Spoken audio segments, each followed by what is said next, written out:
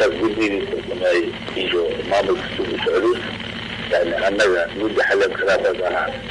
بحصل بحضر منها لكن الوحيد شيء عيسي هاي تدعم فرد ولغة العشرة أنا ومرعنا ما شاء الله وأنا حنبليين السلام على السعودية اللي في هذا وقلبه وحي هاي في برنامج أكتيفيتي وبريتورياتي عليه هاي من هذا وأنا ما شاء الله codadka ay ku kala badiyeen musharaxiinta balaadiyaad si kooban dadweynaha ula wadaagto codadka lagu kala badiyey waxay ahaayeen toddobaatan macbalnaa konton iyo saddex kursiga ugu dambeeyey kii ugu dambeeyey oo doorashada laba xildhibaan laba kursi waa tanaazuleen dadkii tartamay codad ay dareemeen taas labada listaadu waxaa lagu helay mid toddobaatan kow kursigii labaad toddobaatan kow iyo laba diid ku dhamaatay ii labaad waa la tartamay konton iyo saddex iyo toddoba lagu kala baxay tii ugu dambeysa ayada saasoo kale toddobaatan iyo kow iyo laba cod saddex cod oo ka aamustay haatay ku dhamaadeen laakiin waxaan isleenahay qaabka waxay socdeen waxay ahayd qaab aan arki jirin oo doorasho qaab dimuqraadiyeed oo aad loogu farxo kale u dhacday waxaan isleenahay doorashooyinka kale riyaalka mareynaya ay taas oo kale ay noo muuqdaan ayay afarta kursi ee xigta goormaa loo madlay in la qabto iyagana taas weli madaxweyne ku maqan tahay waana haddan kala sheekaysan doonaa insha allah laakiin waqtigooda weli la macayin si warka guud aan ku hayno laakiin qofka awoodiga oo soo magacaabay oo madaxweynaha wax kale oo kasheegi kara male ilaaha asaga karagna haddana asaa noo soo gelaya oo kala hadli doonaa aadaa u mahadsantahay cabdullaahi eebya nuur gudoomiye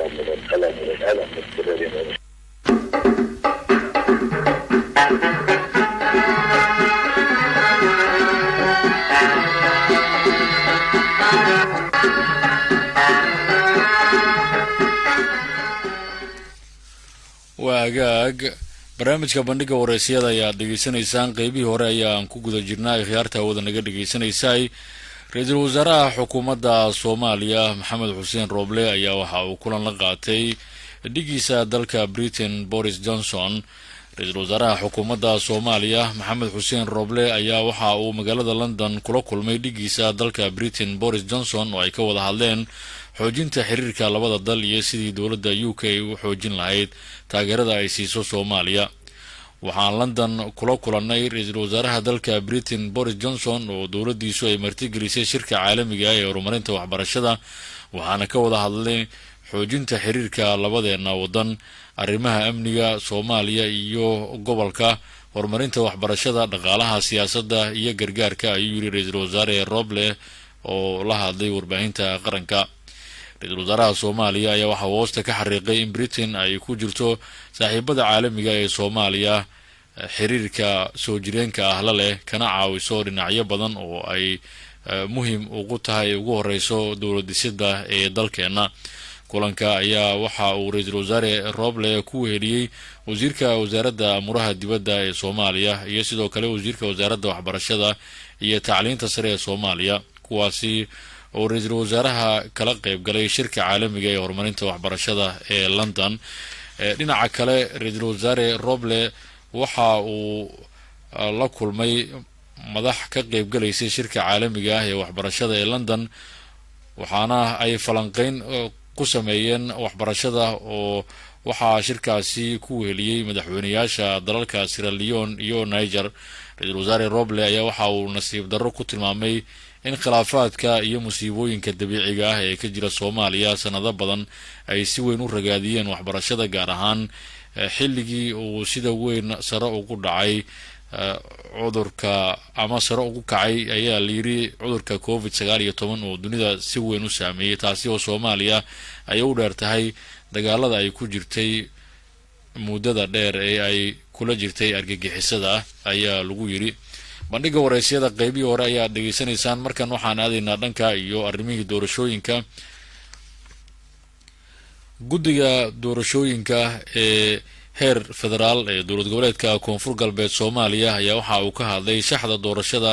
ee golaha aqalka sare oo dhowaan loo madlan yahay in ay ka dhacdo magaalada baydhabo ee gobolka baay iyada oo guddigu uu warqad u gudbiyey madaxweynaha maamulkaasi taas oo la xiriirta in uu soo gudbiyo magacyada xubnaha murashaxiinta ah ee u taagan aqalka sare ee deegaan doorashada koonfur galbeed soomaaliya gudoomiyaha guddigaasi yuusuf cabduqaadir maxamed